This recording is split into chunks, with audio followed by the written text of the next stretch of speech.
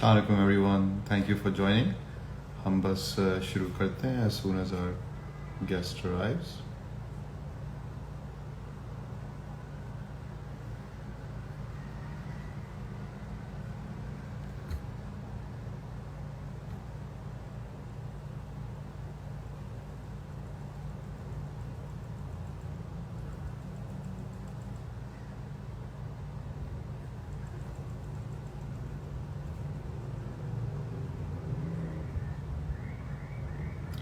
आज का हमारा टॉपिक है टेंशन और सेहतमंद ज़िंदगी विद मिस राहिला अहमद who's एक काउंसलर भी हैं, रेकी हीलर भी हैं एंड थेरेपिस्ट एज वेल. तो वो बस हमें ज्वाइन करती होंगी. Thank you for coming. बहुत शुक्रिया आपके सब्र का.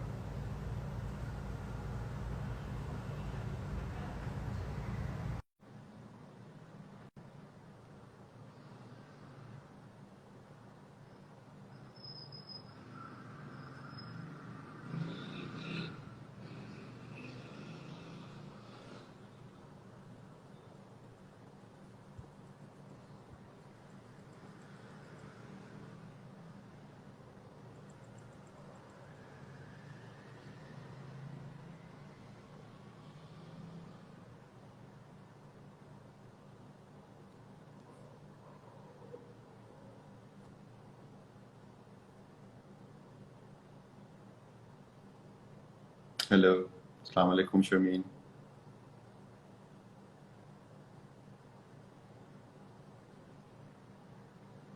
अच्छा, आवाज़, हाँ आवाज़ अभी आवाज़ मेरी सही आ रही है आप लोगों को?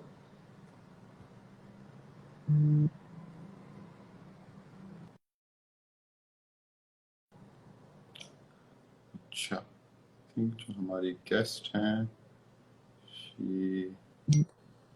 उन्होंने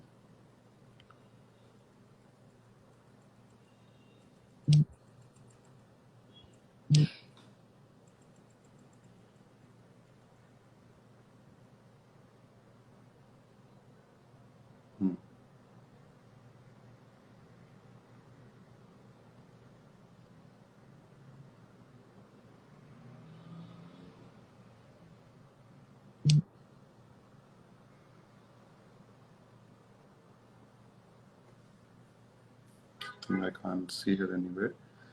So चलें, I think we can start. और फिर जैसी वो रिक्वेस्ट करती हैं to join in and then we can add her. So अस्सलाम वालेकुम everyone. मेरा नाम ताहा साबरी है. I'm the co-founder of the Scheme and आज हमने ये एक सीरीज शुरू की है to help people to understand कि स्ट्रेस से उनकी ज़िंदगी पे क्या असर पड़ता है and how can we deal with the problems we experience. तो उस सबसे पहले हम आई थिंक एक बहुत इम्पोर्टेंट एस्पेक्ट के बारे में बात शुरू करेंगे अबाउट के हेल्थ होती क्या है, कि what is our health and how does कि what are the different aspects हमारी सेहत के. सो एक चीज जो यूजुअली कंसिडर किया जाता है कि health is just physical and के, और फिर एक और कॉन्सेप्ट आया मेंटल हेल्थ का, बट इट्स ऑल वेरी अभी भी बहुत एब्स्ट्रैक्ट है और काफी लोगों को अभी भी इसके बारे में कंफ्यूजन होती है. तो एनी क्वेश्चंस यू हैव आप शेयर कर सकते हैं अपने एंड हम थोड़ा सा विल टॉक अबाउट के वो हेल्थ होती क्या है. तो हमारी जो अंडरस्टैंडिंग है हेल्थ की वो ये है कि हेल्थ के 5 मेन एस्पेक्ट्स होते हैं. एक होता है फिजिकल हेल्थ, कि हमारी जिस्मानी सेहत, कि हम अपने टास्क पूरे कर पा रहे हैं, हम बीमारियों से मुकाबला कर पा रहे हैं. फिर होती है हमारी साइकोलॉजिकल हेल्थ, जिसमें फिर मेंटल हेल्थ भी कहा जाता है. उसमें भी 2 एस्पेक्ट्स होते हैं. एक होता है हमारे ख्यालात की सेहत एंड फिर होते हैं हमारे जज्बात की सेहत, हमारे इमोशंस की जो हेल्थ होती है. So what does that mean? ख्यालात की सेहत मतलब के जो हम थॉट सोचते हैं, जो हमारे पास हेल्दी, अगर हमारी ख्यालात की सेहत अच्छी है, इसका मतलब हम अपने ख्यालात पे काबू कर पाते हैं. We are able to control our thoughts. And सबसे यूजुअली जो मसला होता है वो यही होता है लोगों को कि they are not able to अपने ख्यालात पे काबू नहीं कर पाते. हमारे थॉट्स हर जगह फिर रहे होते हैं. कहते हैं मंकी माइंड, कि हम अपने ख्यालात के गुलाम होते हैं बजाय इसके कि ख्यालात हमारे गुलाम हों। और ये बहुत बड़ा मसला होता है बिकॉज ये हमें प्रिवेंट करता है अपने हाल पे फोकस करने का। एंड इससे मसला ये होता है कि फिर हम अपने या तो पास्ट में रहते हैं, माजी में रहते हैं, या फिर हम फ्यूचर के बारे में, मुस्तकबिल के बारे में टेंशन में रहते हैं कि कल को क्या होगा, पढ़ाई, कल एग्जाम है, पैसे कहाँ से आएंगे। तो हमेशा हम इसमें घूम रहते हैं और फिर हमारा हाल भी, जो हमारा प्रेजेंट है, वो भी मुतासिर होता है। We can't focus on the present. तो फिर क्या होता है कि हम अपनी, हमारी जो प्रेजेंट पे इफेक्टिवनेस है, तो वो भी फिर एडवर्सली इफेक्ट होती है। उसी तरह फिर हमारी होती हैं हमारी जज्बात की सेहत, जो हमारे इमोशंस हैं। What does that mean? हमारे जज्बात की सेहत का मतलब कि हम अपने इमोशंस पे काबू कर पा रहे हैं, हम अपने इमोशंस को महसूस कर पा रहे हैं और हम उसको एक्सपीरियंस करके और फिर उनको कंट्रोल कर पा रहे हैं। और काफी लोगों के लिए काफी मुश्किल होता है, कभी कभी गुस्सा आता है, फौरन गुस्सा निकल जाता है। जब सैडनेस महसूस होती है तो इतना ज्यादा वो ऊपर हावी हो जाती है कि वो कुछ कर नहीं पाते। सो इन सब वजूहात की वजह से हमारी जो इमोशनल हेल्थ है वो नेगेटिवली अफेक्ट होती है। उसके साथ हेल्थ सिर्फ इंडिविजुअल, मतलब सिर्फ इमोशंस और थॉट्स और फिजिकल नहीं है। एक और बहुत इंपॉर्टेंट एस्पेक्ट है, वो है हमारी रूहानी सेहत, हमारी spiritual health. What does that mean? It means के वट एवर आपका मजहब हो, चाहे जो भी आपके बिलीव्स हों, एक आपका कनेक्शन हो टू अ हायर पावर, उससे हमें एक जिंदगी में एक सेंस ऑफ मीनिंग मिलता है।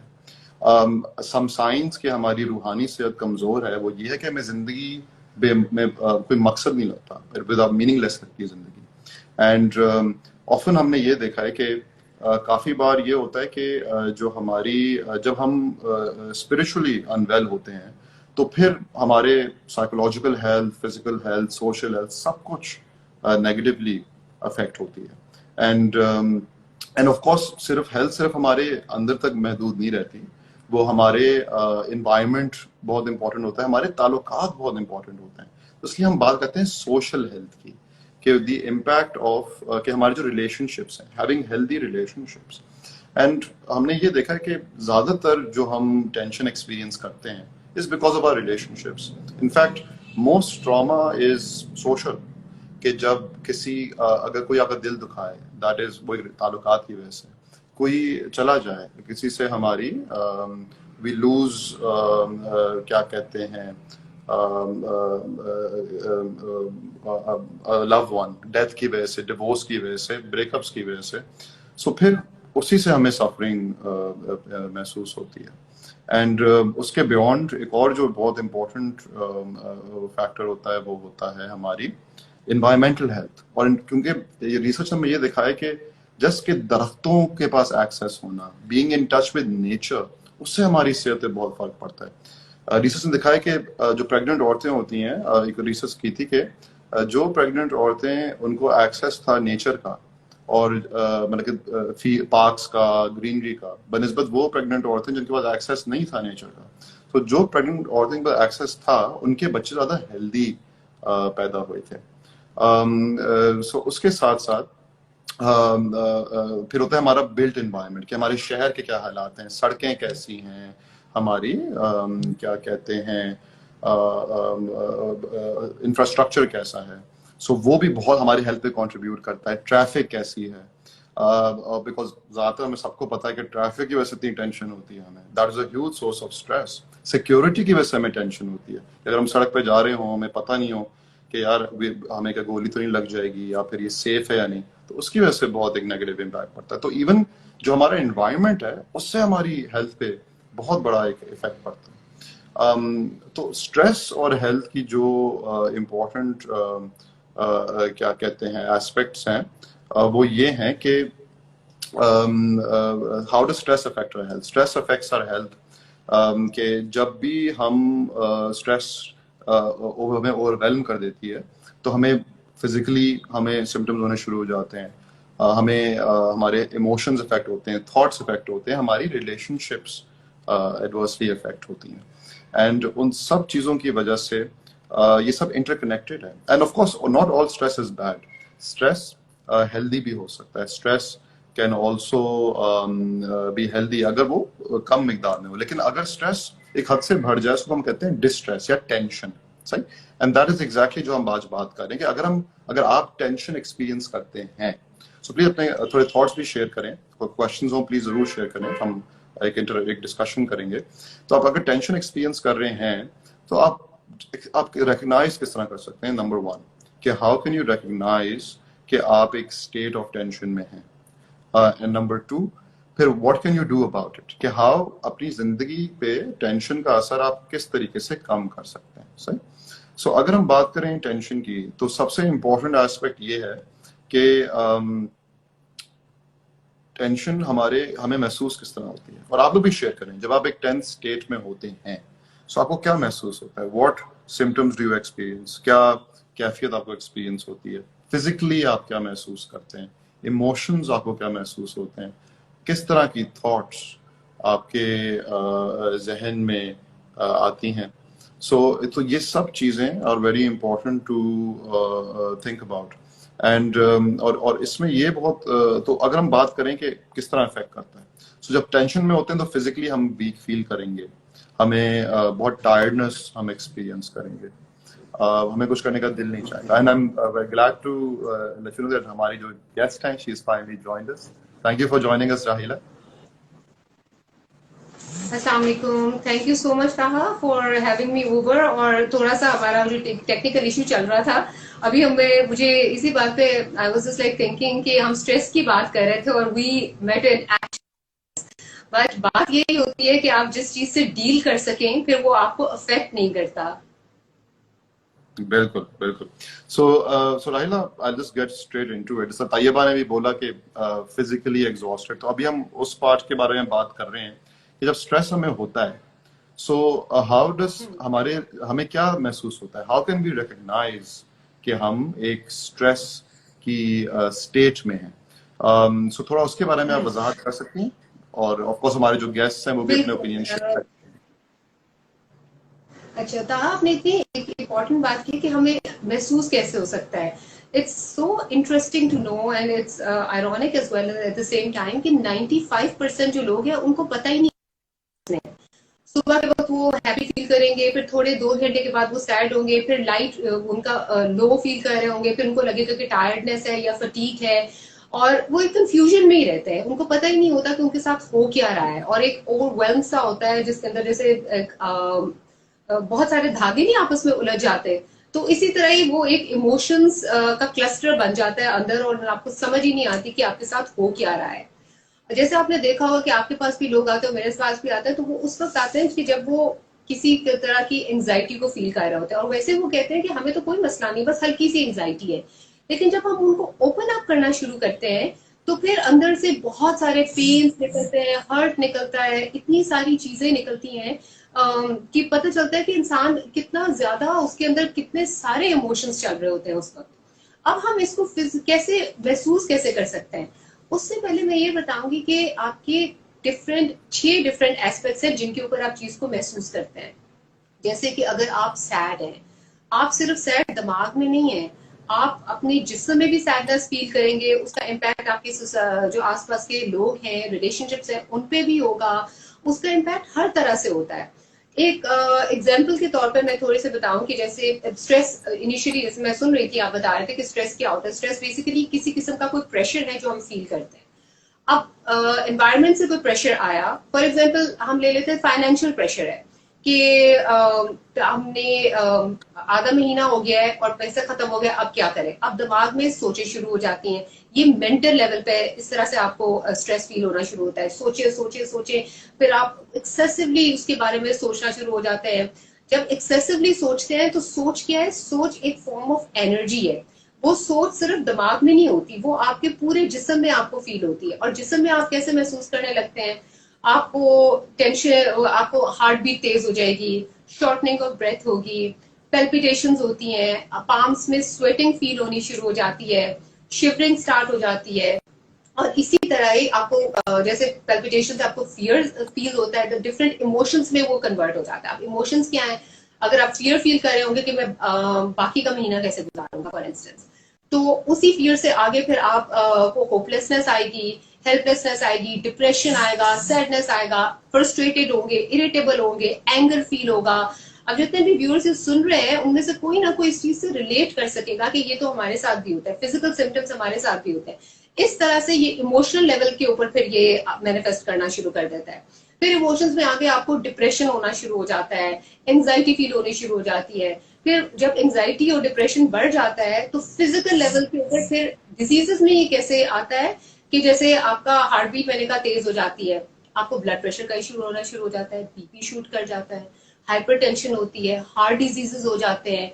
फिर उसके बाद एक्सेसिव वरी की वजह से स्टमक में अल्सर्स हो जाते हैं, डाइजेशन इनडाइजेशन का इशू हो जाता है। उससे फिर आपके आगे जैसे क्यूमुलेटिव एंगर जो इमोशंस में फील होता है, अगर बहुत देर तक एंगर अनरिजॉल्व रहे तो आपके गॉल ब्लैडर में स्टोन्स हो जाते हैं, आपकी किडनी में स्टोन्स हो जाते हैं। तो फिजिकल लेवल के ऊपर ये इस तरह से हमें इफेक्ट करता है। अब लेवल पे जब हम इतनी पेन और इरिटेबिलिटी में आ जाते हैं तो हमारी स्पिरिचुअल हेल्थ अफेक्ट होती है। अब स्पिरिचुअल हेल्थ कैसे अफेक्ट होती है? हम अपने रिलीजियस प्रैक्टिसेस नहीं कर पाते।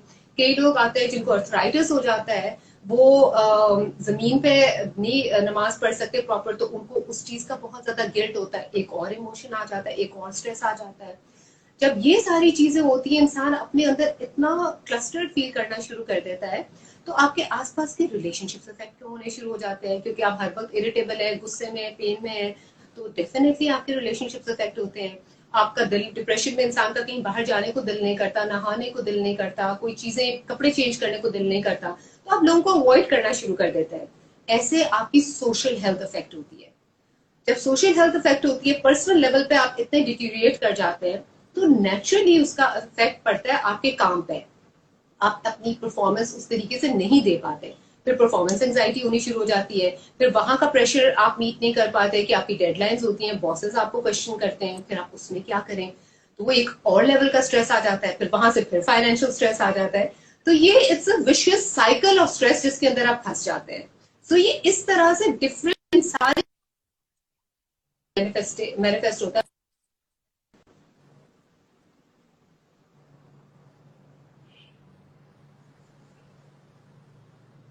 सही है, थैंक यू राहिला। आपका थोड़ा कनेक्शन का इशू है, लेकिन I think we got most of it. तो थोड़े से बड़े इंटरेस्टिंग सवाल आए हैं कि एक सवाल जिस तरह आया कि मंकी माइंड जो लोग एक्सपीरियंस करते हैं ना, कि आपके थॉट्स जो बिल्कुल आपके कंट्रोल में नहीं होते।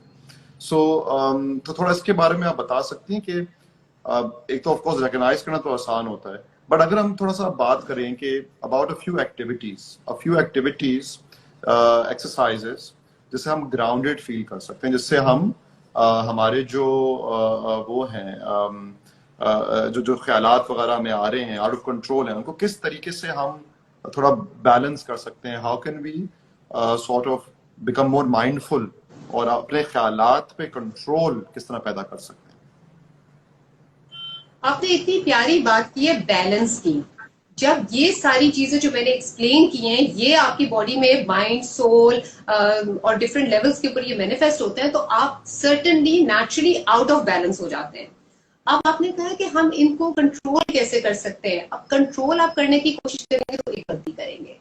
हमने इसको एक्सेप्ट करना है, एम्ब्रेस करना है कि हाँ, मेरे अंदर कोई ना कोई फीलिंग या कोई इमोशन इस तरह का आ रहा है, कोई एहसास मेरे अंदर पैदा हो रहा है, जैसे मुझे हार्ट पल्पिटेशंस हो रही हैं या मेरे पाम स्वेटी हो रहे हैं, तो इस तरह की कोई चीज आ रही है, तो पहले तो मैं एक्सेप्ट करूं कि ये वाकई में हो रहा है, या मुझे दुख है, तकलीफ है, सैडनेस है, हर्ट है मुझे किसी बात पे, मैं बहुत ज्यादा दुखी हूँ किसी चीज की वजह से, तो मैं उसको पहले एम्ब्रेस करूं। एक ये भी हमारा एक बहुत बड़ा अलमिया है कि यहाँ पे हम इमोशंस को, उसकी कोई एक्सेप्टेंस नहीं है। हम कहते हैं कि अच्छा सैड होना तो क्या बड़ी बात है, कोई बात नहीं, कोई बात नहीं, चल पड़ो, कुछ नहीं होता। हालांकि ये हम रियलाइज नहीं करते कि यही सैडनेस आगे जाके बहुत बड़ी बीमारी का सबब बन जाएगा। तो हमने इसको पहले एम्ब्रेस करना है, एक्सेप्ट करना है, नोटिस करना है कि हमारे साथ क्या हो रहा है।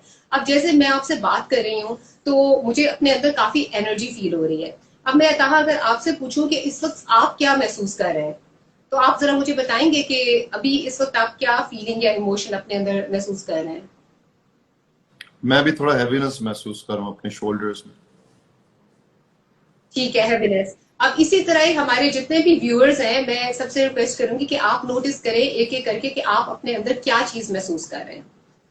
या बहुत एक्सेसिव थॉट्स चल बिल्कुल रही हैं, या बॉडी के अंदर बिल्कुल। किसी को हेवीनेस फील हो रही होगी, किसी को पेट में दर्द होगा, किसी को कहीं ना कहीं तकलीफ होगी, तो पहले उस चीज को एक्नॉलेज करें कि हाँ मुझे ये प्रॉब्लम हो रहा है, ठीक है।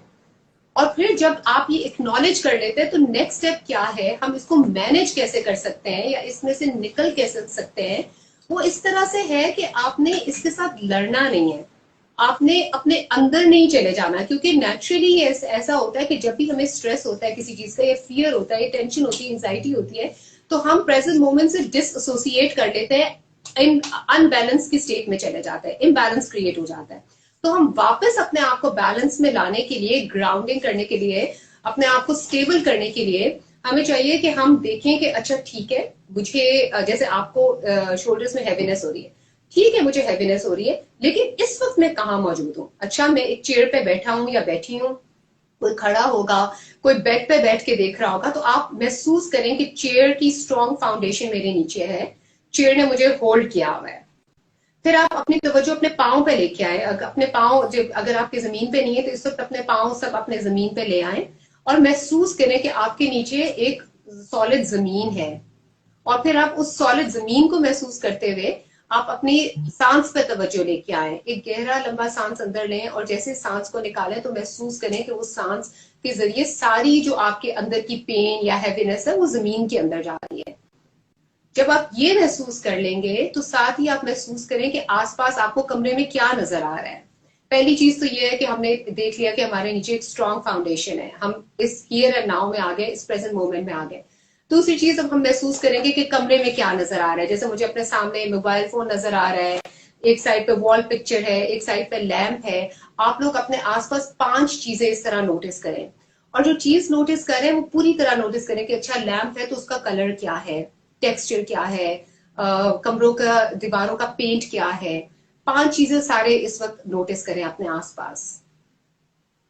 ताहा आप भी नोटिस कर रहे होंगे कि आपके आसपास क्या है।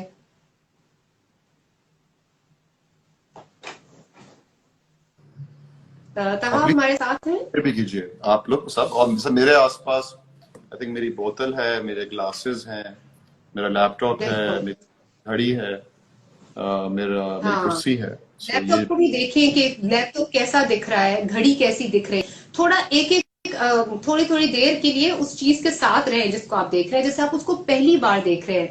जैसे हम किसी से प्यार करते हैं तो उस चीज को इतने प्यार से, इतने गौर से देखते हैं, इसी तरह आप उस चीज को गौर से देखें कि वो कैसी दिख रही है। और फिर जब आप 5 चीजें देख लें तो उसके बाद फिर आप देखें कि आपको आवाजें क्या आ रही हैं।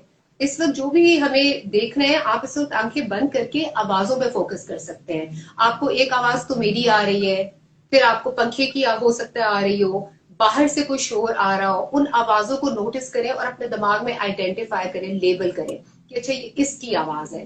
तो 3 ऐसी चीजों की आवाज नोटिस करें जो आपके आसपास आ रही हैं।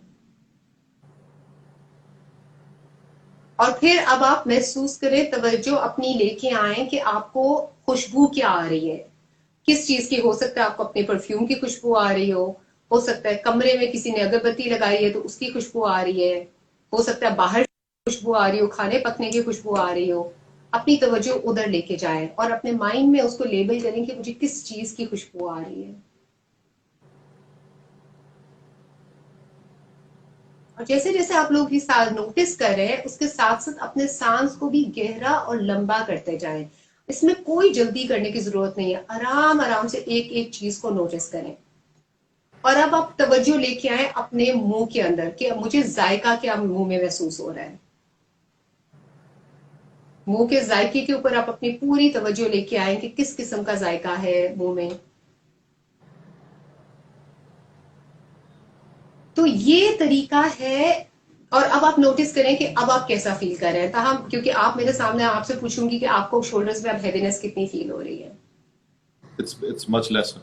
It's काफी बेहतर मच लेसर। है and more in exactly the तो इसी तरह ही हम अपने स्ट्रेस को या अपने हर फीलिंग और इमोशन को चैनलाइज कर सकते हैं।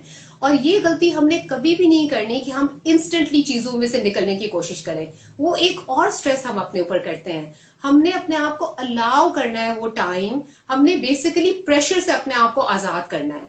और स्लोली एंड ग्रेजुअली इस तरह की एक्टिविटीज करके हम आगे पूरी एक आई एम श्योर कि ताहा ने आप सबको एक्सप्लेन किया होगा कि हम पूरा एक सीरीज ऑफ प्रोग्राम्स करेंगे इंशाल्लाह, जिसके अंदर हम हर लेवल पे आपको बताएंगे कि आप अपनी फिजिकल लेवल, जैसे मैंने पहले एक्सप्लेन किया कि मेंटल लेवल पे अपने थॉट्स को कैसे कंट्रोल करेंगे, थॉट्स को कैसे चैनलाइज कर सकते हैं हेल्दीली, अपने इमोशंस को कैसे, जैसे अभी हमने ग्राउंडिंग की एक्सरसाइज की है, इस तरह हम और एक्सरसाइजेस लेके आएंगे। और एक और बहुत इंपॉर्टेंट चीज जो ताहा हम कर सकते हैं, सब हम मिलके कर सकते हैं, वो ये है कि आप अपना एक स्ट्रेस जर्नल मेंटेन करना शुरू करें, ताकि आइडेंटिफिकेशन में आसानी हो कि मैं सारा दिन वो कौन से ऐसे इमोशंस हैं, कौन से ऐसे फीलिंग्स हैं मैं जो मैं महसूस करता हूँ, कौन सी ऐसे थॉट्स हैं जो मेरे ज़हन में आती हैं। तो आप रोज उनको लिखें, उससे हेल्प ये होगी कि आप अपने आप को ज्यादा अच्छी तरह से जानना शुरू करेंगे। और जो इंसान अपने आप को बहुत अच्छी तरह से जानता है वो उसको स्ट्रेसेस बहुत कम होते हैं लाइफ में, क्योंकि वो बैलेंस में रहता है। हमने इन सारे प्रोग्राम्स के जरिए आप लोगों को सिखाना ये है कि आप अपने आप को वापस बैलेंस में कैसे लेके आ सकते हैं, हियर एंड नाउ में प्रेजेंट मोमेंट में कैसे कनेक्ट कर सकते हैं। बिल्कुल। सो राहिला, thank you so much for that, and I think हम थोड़ा सवालों की तरफ चलते हैं फ्रॉम द ऑडियंस। सो एक सवाल तो ये है, आई थिंक बहुत इम्पोर्टेंट सवाल, कि मैंने एक काउंसलिंग सेशन लिया और मैंने बेहतर महसूस किया फॉर अ फ्यू डेज, लेकिन उसके बाद कुछ दिनों के बाद मुझे दोबारा वो फीलिंग्स आनी शुरू हो गई। तो ऐसा क्यों है? मेरी टेंशन कंप्लीटली खत्म क्यों नहीं हुई? तो ये इसका थोड़ा आप बता सकती हैं राहिला कि ऐसा क्यों?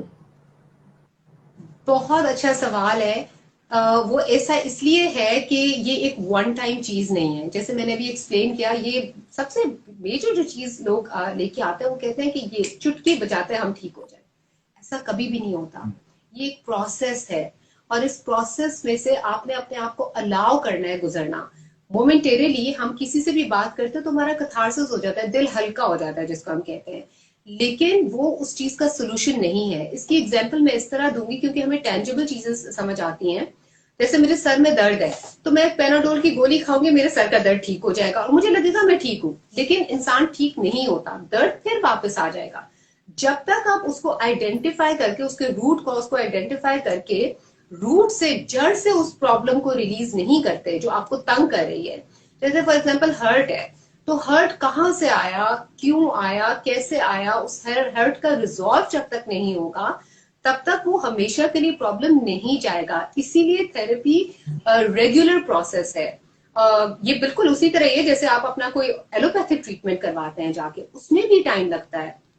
समझने की बात यह है कि जब कोई बीमारी क्रिएट होने में बहुत लंबा अरसा लगाती है, तो उसी तरह ही उस बीमारी से हमने जब हीलिंग की तरफ जाना है, जब हेल्थ पूरी अटेन करनी है, तो उसमें भी उतना ही टाइम लगेगा। थैंक यू राहिला।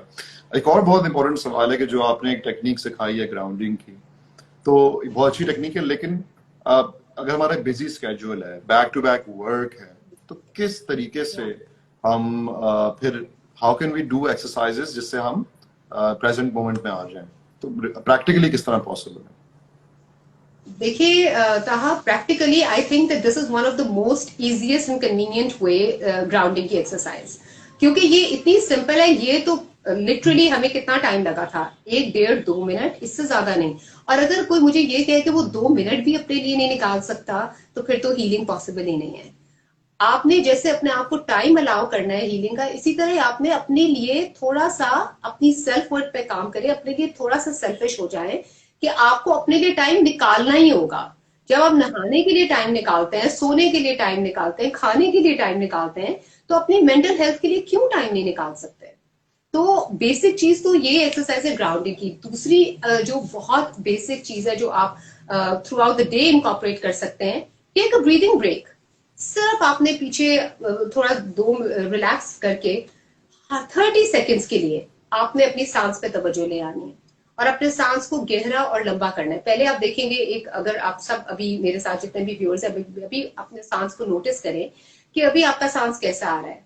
आप सिर्फ अपने सांस को महसूस करें कि सांस मेरा छोटा है, लंबा है, अब्रप्ट है, इरेगुलर है, एक सांस दूसरे सांस जैसा है, या एक छोटा है और एक बड़ा है। पहले इसको महसूस करें, फिर कॉन्शियसली अपने सांस को थोड़ा थोड़ा आहिस्ता आहिस्ता लंबा और गहरा करते जाएं। जैसे अभी मैं अगर प्रैक्टिकली डेमोन्स्ट्रेशन दूं तो एक गहरा सांस ले सारे मिलकर मेरे साथ आराम आराम से, और आराम से सांस को छोड़ दें, पूरी तवज्जो जिस्म में लाके। और फिर दूसरे सांस में महसूस करें कि जब सांस अंदर ले रहे हैं तो आपको नाक में कैसा फील हो रहा है, दिमाग में कैसा फील हो रहा है, जिस्म में कैसा फील हो रहा है। अपने पेट को बाहर निकलता महसूस करें सांस के साथ। 1 सेकंड का पॉज दें और फिर स्लोली धीरे आहिस्ता आहिस्ता सांस बाहर निकालते हुए पेट को अंदर खींचे और महसूस करें कि आप कैसा फील करते हैं जब सांस बाहर निकालते हैं। 5 डीप ब्रेथ्स बस। और ये भी एक हार्डली 10 to 15 सेकंड्स या 30 सेकंड्स लगेंगे, लेकिन ये इस तरह के ब्रीदिंग ब्रेक्स आपको थ्रू आउट द डे लेने चाहिए। हर 2 घंटे के बाद अपने आप को 30 सेकंड दे दें। इतना तो हम इनकॉर्पोरेट कर सकते हैं अपनी लाइफ में। Thank you Raila. सो एक सवाल, अच्छा अब कुछ आप लोगों के सवालात हैं रिगार्डिंग आपके पर्सनल जो इश्यूज हैं, स्पेसिफिक इश्यूज। अच्छा, वो अनफॉर्चुनेटली हम इस सेशन में नहीं कर सकते, लेकिन एक कंप्लीटली फ्री ऑफ कॉस्ट आप कंसल्टेशन ले सकते हैं हमारी हेल्पलाइन पे 0316 तस्कीन। हमारे पेज पे जाके आपको और इन्फॉर्मेशन मिल जाएगी। सो वो आपको कोई इस तरह के अगर सवाल हैं related to grounding exercises, breathing exercises, और या फिर इसके अराउंड कुछ आप लोगों के क्वेश्चन हैं, देन डेफिनेटली हम एड्रेस करेंगे। अच्छा, एक सवाल ये है कि मुझे बेसिकली रात को नींद नहीं आती क्योंकि मेरा ब्रेन रेस्ट में नहीं होता। सो ये क्यों है, ये किस वजह से? तो इसका क्या आपको ओपिनियन आपका रहेगा? ये एक बहुत ही इम्पोर्टेंट सवाल है क्योंकि ये बहुत सारे लोगों के मसला होगा। ताहा जब नींद नहीं आती तो वो आपके स्ट्रेसेस को इंक्रीज करने का एक बहुत बड़ा एक रीजन है। और मैं इधर बताना चाहूंगी कि एलोपैथिक मेडिसिन की लिमिटेशंस की वजह से अमेरिका में एक लाइफस्टाइल मेडिसिन इंट्रोड्यूस हुआ है, क्योंकि उनको लगता है कि ये एलोपैथिक मेडिसिन इनफ नहीं है। तो जिसकी वजह से वो हम जैसे लोगों को जो ऑल्टरनेटिव हीलिंग मोडालिटी से कनेक्ट करते हैं, वो उनको उनके गिर्द एक लाइफस्टाइल उन्होंने मेडिसिन इजाद की है, बनाई है। और वो कहते हैं कि उसके 6 पिलर्स हैं कि अगर वो 6 पिलर्स आपकी लाइफ में अगर आप प्रॉपरली उनके ऊपर काम कर रहे हैं तो आपकी लाइफ, आप एक हेल्दी इंसान बन सकते हैं और अपनी लाइफ से टेंशन और स्ट्रेस को एलिमिनेट कर सकते हैं। और उन पिलर्स में एक इंपॉर्टेंट पिलर है स्लीप का। और जब हमारे पास भी लोग आते हैं किसी भी किस्म की एलिमेंट से, हम सबसे पहले देखते हैं कि उनकी स्लीप कैसी है, उनकी स्लीप ठीक है नहीं है, क्योंकि आधी आपकी बीमारियां depression, tension, anxiety, guilt, frustration, वो आपकी नींद ठीक ना होने की वजह से है। अब नींद ठीक ना होने की कई रीजन है, जैसे उन्होंने कहा है, जो मुझे समझ आई है सवाल में, कि दिमाग इतना ज्यादा चलता रहता है तो नींद नहीं आती। अब उस नींद से पहले आप अपने दिमाग के थॉट्स को कैसे केटर कर सकते हैं? 2-3 छोटी छोटी चीजें बताऊंगी जो बहुत इफेक्टिव है। एक तो ये कि आपने सोने से पहले कोई आधा घंटा पहले आपने जो भी आपके दिमाग के ऊपर आपके वो आ रहे हैं, थॉट्स आ रहे हैं, उन सारों को लिखना है। जैसे हम वॉमिट नहीं करते, बदहजमी हो जाती है तो अक्सर हम कहते हैं कि पुराना तरीका है टोटका के उंगली डाल के उल्टी कर लो। तो इसी तरह आपने अपने दिमाग के सारे थॉट्स को पेपर के ऊपर लिख देना है और फिर उनको पढ़ना नहीं है। कि जैसे आप अपने दिमाग को खाली कर रहे हैं, फिर उसको साइड पे रख के आपने आराम से लेटना है। और फिर आपने एक बहुत ही इफेक्टिव हिप्नोसिस की टेक्निक है जो कि बहुत अच्छा काम करती है। आपने 50 से लेकर 1 तक पीछे उल्टी गिनती गिननी है, या 100 से लेकर 1 उल्टी गिनती गिननी है। और वो इस तरह से कि इनहेल करते हुए अपने दिमाग में आपने कहना है 100, एक्सहेल करते हुए सांस बाहर निकालते हुए 99, सांस अंदर लेते हुए 98, सांस बाहर निकालते हुए 97। इस तरह से आपने, और अपने दिमाग में उस नंबर को भी अपीयर होता देखें। तो आहिस्ता आहिस्ता जब आप ये करेंगे तो आप वो आपके दिमाग के पैटर्न को, थॉट पैटर्न को इंटरप्ट करेगा और आपको अच्छी नींद आ जाएगी। थैंक यू राहिला। सो एक और बहुत इंपॉर्टेंट क्वेश्चन है कि अगर आपका जो तकलीफ है वो आपके इर्द गिर्द जो लोग हैं उनसे आ रही है, जो टॉक्सिक इन्फ्लुएंसेस हैं या फिर जो आपके पास ट्रॉमास को ट्रिगर कर देते हैं और आपके मुस्तकबिल के बारे में इसके साथ आपको टेंशन होती है because of those people around you, तो फिर क्या कर सकते हैं? आपकी एनवायरनमेंट ही इतनी अगर स्ट्रेसफुल हो तो फिर व्हाट कैन बी? ये भी बहुत ही इंपॉर्टेंट क्वेश्चन है, और ये आप भी देखते होंगे काउंसलिंग सेशंस में डेली। ये मुझसे भी ये क्वेश्चन होता है, आपसे भी होता होगा। देखिए, आपका ये बात आपने समझनी है, इसमें हम कहते हैं कि थोड़ी सी सेल्फ रिस्पॉन्सिबिलिटी लेने की बात है। आप कभी भी अपने आसपास के लोगों को, एनवायरनमेंट को कंट्रोल नहीं कर सकते, वो आपके कंट्रोल में नहीं है। आपके कंट्रोल में सिर्फ आपका अपना आप है। पहले तो आप ये चीज डिसाइड करें कि आपने किसी से एक्सपेक्टेशन ही नहीं करनी कि वो चेंज होंगे। वो कभी चेंज नहीं होंगे। आप चेंज होंगे तो एनवायरनमेंट चेंज होगा। तो पहली चीज तो ये है कि आपने इस चीज को अपने दिमाग से निकाल देना है। अब दूसरी बात ये है कि आपने जिक्र किया है कि टॉक्सिक लोग हैं, उनकी वजह से तकलीफ होती है। तो जितना ज्यादा आप अपने सेल्फ पे काम करेंगे, आपकी सेल्फ वर्थ बढ़ेगी। आपको अपने बारे में, अपने वैल्यूज, अपने बिलीव्स, अपने लाइक्स डिसलाइक्स, अपने इंटरनल रिसोर्सेज, एक्सटर्नल रिसोर्सेज के बारे में समझ आनी शुरू हो जाएगी। उतना ज्यादा आपको लोगों की बातें बॉदर करनी कम हो जाएंगी। कुछ दिन पहले ही मैं एक बहुत इंटरेस्टिंग सुन रही थी चीज, जो कि थोड़ी सी स्पिरिचुअल हीलिंग से रिलेटेड है। वो फकीरी के बारे में थी कि एक फकीर कैसे होता है कि वो क्रिटिसाइज नहीं करता लोगों को। तो वो बता रहे थे, इतनी प्यारी उन्होंने बात की कि बेसिकली फकीर इस चीज पे जीता है कि मैंने जो भी काम करना है अल्लाह के लिए करना है, अल्लाह की रजा के लिए करना है। और उसका लोगों से लेना देना नहीं होता, उसका सारा हिसाब किताब अल्लाह के साथ होता है कि मैं जो भी कर रहा हूँ अल्लाह के लिए कर रहा हूँ। तो उसको लोगों से तकलीफ ही नहीं होती। दूसरी चीज जो उन्होंने बहुत, जो मेरे माइंड में रह गई, जो मुझे बहुत इंस्पायर की, वो ये बात थी कि जितना ज्यादा नॉलेज वो बढ़ा देते हैं ना अपना, उतना ज्यादा ये चीजें मैटर नहीं करती हैं। तो उसी सिलसिले में मैं कह रही हूँ कि जितना आपको अपने बारे में पता होगा कि आपके ट्रिगर्स क्या है, आप उन ट्रिगर्स को अवॉइड कर सकेंगे। आपको क्या चीज खुश रखती है, आप वो अपने लिए ज्यादा करें। आप अपने मेंटल हेल्थ को कैसे जैसे किसी ने, फॉर एग्जांपल, किसी ने कह दिया कि तुम बहुत बदतमीज इंसान हो, इंसान को तकलीफ होती है, अपेरेंटली तो तकलीफ होती है, बिल्कुल होती है। लेकिन अगर दिल से मैं दुआ देना शुरू कर दूं उस इंसान को, तो मेरी तकलीफ खत्म हो जाएगी। सो आप अपने इंटरनल डायलॉग को कैसे केटर करते हैं, और हम ज्यादा डिटेल से भी इसके बारे में आने वाले एपिसोड्स में बताएंगे। Basic the only thing is to take care of your internal dialogue. और इंटरनल डायलॉग को आप कब आप उसका ख्याल रख सकते हैं, जब आपको अपने बारे में फुली पता है कि आपको क्या चीज खुश करती है, आप किस वक्त अपना मूड को बेहतर कर सकते हैं, किन चीजों से कर सकते हैं। फॉर एग्जाम्पल, ग्रेटिट्यूड एक बहुत आसान तरीका है कि आप ये देखिए कि अच्छा, ये टॉक्सिक लोग मेरी जिंदगी में मौजूद है जिनसे मुझे तकलीफ है, लेकिन मेरी जिंदगी में अच्छा क्या है वो भी देखें। और फिर अगर आप अच्छाई के ऊपर अपना फोकस रखना शुरू करें, क्योंकि आपका माइंड तो बहुत ही ट्रिकी है, जिस चीज के ऊपर भी आप अपना फोकस रखेंगे वो बढ़नी शुरू हो जाएगी। ट्रिकी भी और हेल्पफुल भी है उस तरह से। तो बिल्कुल। सारी तवज्जो आप अपने ऊपर ले आए, अपने अंदर बैलेंस और स्टेबिलिटी लेके आएंगे, तो ऑटोमेटिकली आपको लोगों की बातें इफेक्ट नहीं करेंगी। और इंशाल्लाह भी हम एक पूरा सेशन भी करेंगे on healthy relationships and tension. Exactly. उस पे हमारा पूरा सेशन भी और होगा। कैसे आप अपने रिलेशंस को मैनेज और डील कैसे कर सकते हैं, बिल्कुल बहुत इंपॉर्टेंट टॉपिक है। राहिला, एक बड़ा इंटरेस्टिंग आया है कि जो हम चले सही है, पॉजिटिव थॉट्स हमने कल्टीवेट कर ली, राइट। हमने एक्सरसाइज की, ग्राउंडिंग की, ग्रैटिट्यूड एक्सरसाइज की, जर्नलिंग की, अपने अंदर हमने मस्बत ख्यालात अपने जहन में हम ले आए। लेकिन अब इनको मेंटेन करना, कंसिस्टेंसी मेंटेन करना, ये थोड़ा मुश्किल हो जाता है ना। मतलब मैंने मैंने कर तो लिया, लेकिन फिर कुछ और किसी ने मुझे बोल दिया, दोबारा मेरे उसी कैफियत में आ गया। तो how do we maintain consistency? कि सही है, हमने ग्राउंडिंग कर ली, थोड़ा एक बैलेंस अचीव कर लिया, पर how do we maintain that balance? तो ये थोड़ा इसके बारे में थोड़ा बताएं। ये एक बहुत ही मजे का क्वेश्चन है, इस तरह से कि हम चाहते हैं कि बस एक ही दफा हमें काम करें और खत्म हो जाए। लेकिन अगर आप नेचर को देखें ना, आपके हर प्रॉब्लम का सोल्यूशन नेचर में है। नेचर चेंज होती रहती है, रोज दिन आता है, रोज रात होती है, मौसम भी चेंज होते हैं, ठंड भी आती है, गर्मी भी आती है, डिफरेंट मौसम भी चेंज होते हैं।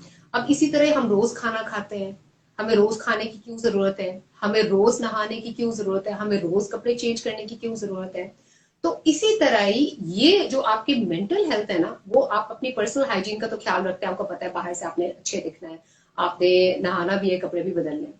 तो इसी तरह आपने अपने दिमाग को भी रोज साफ रखना है। इसीलिए मुझे बहुत अच्छी वो हदीस याद आ रही है, हुजूर पाक सल्लल्लाहु अलैहि वसल्लम एक हदीस के मुताबिक ही आता है कि दिन में 70 मरतबा इस्तगफार करते थे, और एक हदीस में आता है 100 दफा इस्तगफार करते थे। क्यों करते थे, डेली क्यों करते थे, डेली प्रेयर्स क्यों है? नेचर हमें ये सिखाती है ना। तो हमें एक हेल्दी माइंड को रखने के लिए रोज जब हम अपने जिस्म को हेल्दी रखने के लिए एक्सरसाइज करते हैं, साफ रखने के लिए नहाते हैं, तो इसी तरह ही अपने मेंटल हेल्थ के लिए भी हमें डेली ही एक एक्सरसाइज रिजीम, एक छोटी सी रूटीन बनानी पड़ेगी। रखें, 10 मिनट का रखें, 15 मिनट का रखें। आगे आने वाले जो भी एपिसोड्स हैं उसके अंदर हम आपको बताएंगे कि आप डेली के 10 मिनट्स की क्या ब्रेथ होल्ड कर सकते हैं, 2 मिनट की ग्राउंडिंग, 3 मिनट की पॉजिटिव फोकस। डेली के 15-20 मिनट्स अपने मेंटल हेल्थ के लिए आपको हर हालत में निकालने हैं। अगर आपका ये डिसीजन है कि आप एक अच्छी खुशगवार जिंदगी गुजारना चाहते हैं, तो इतना इसकी ये वाली प्राइस, क्योंकि हर चीज की एक प्राइस है दुनिया में, nothing comes without a price.